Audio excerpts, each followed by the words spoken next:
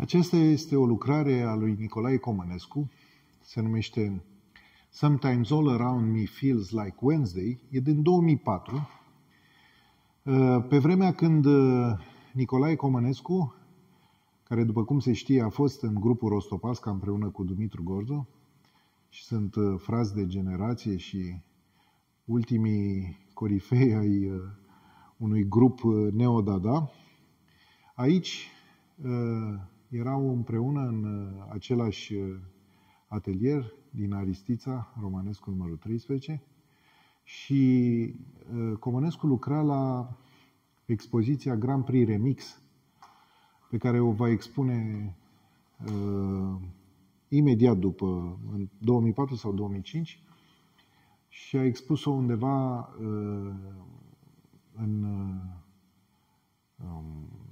Teatrul Național, la etajul 3 și 4, dacă mi-amintesc bine. Această serie, pe lângă faptul că era un anumit tip de suprapunere, colaj de imagini, paradoxal colaj, până la urmă, pictat, fie în ulei, fie în acrilic, lucrarea aceasta este și în ulei și în acrilic. Aici avem,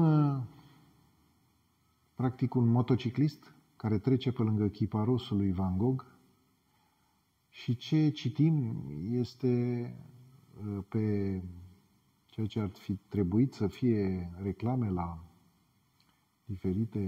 diferiți sponsori. Practic, Comănescu, în stil caracteristic al acelor ani, în care ne ajutam doar cu oameni, nici de cum cu firme, face reclamă la oameni. Asta este a doua lucrare din serie. Mai există un motociclist pe care îl veți vedea în sala umorului. Acea lucrare a fost prima. Mi-amintesc că cum se întâmplă atunci când mulțumești oamenilor. Comănescu n-a mulțumit chiar pe toată lumea din primul tablou, drept pentru care a trebuit să-l facă pe al doilea. Acesta este al doilea și eu m-am supărat atunci pe el, crezând că nu m-a pus. Iată că m-a pus Popescu de pe poleții motocicletei, sunt eu.